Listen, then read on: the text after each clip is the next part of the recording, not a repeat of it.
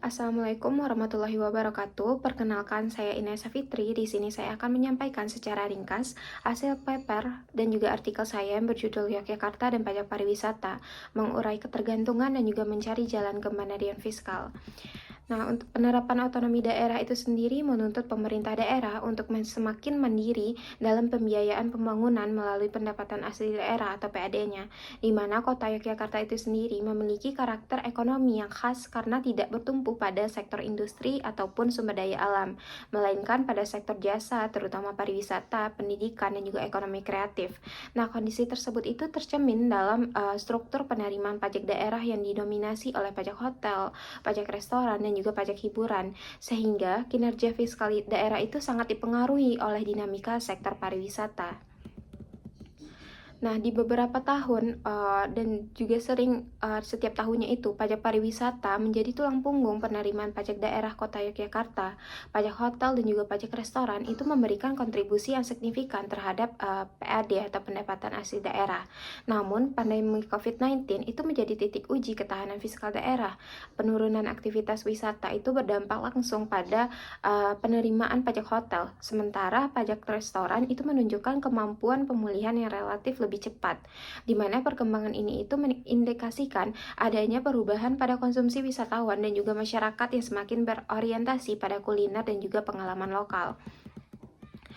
Nah, di mana dominasi pajak berbasis pariwisata itu dapat memperkuat identitas Yogyakarta sebagai kota wisata, tetapi sekaligus bisa menciptakan ketergantungan fiskal yang bersifat struktural. Ketika sektor pariwisata itu mengalami gangguan, ruang fiskal pemerintah daerah itu akan juga ikut tertekan. Nah, kondisi inilah yang menunjukkan nantinya bahwa besarnya PAD itu tidak selalu mencerminkan ketahanan fiskal yang berkelanjutan, di mana struktur pajak daerah yang terlalu terkonsentrasi pada satu sektor itu nantinya justru akan berpotensi meningkatkan risiko fiskal, sehingga nantinya akan memerlukan pendekatan kebijakan yang lebih berimbang dan juga lebih adaptif.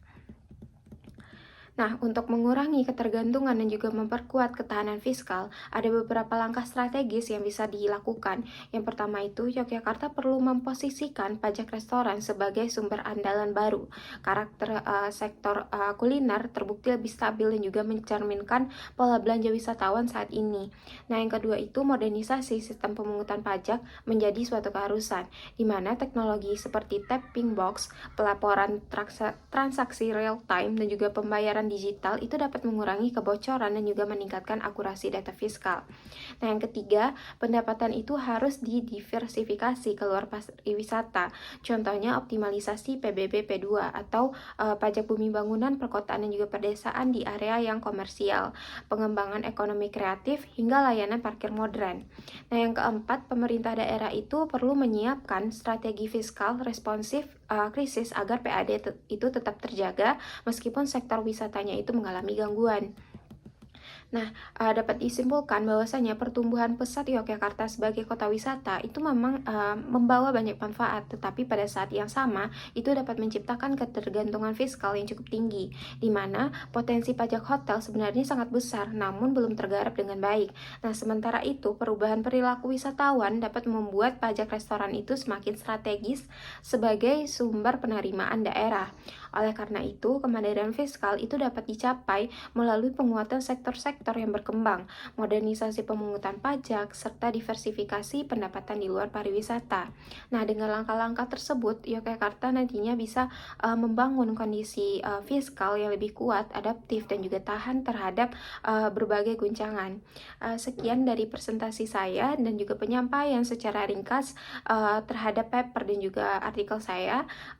Dengan ini saya ucapkan terima kasih. Assalamualaikum warahmatullahi wabarakatuh.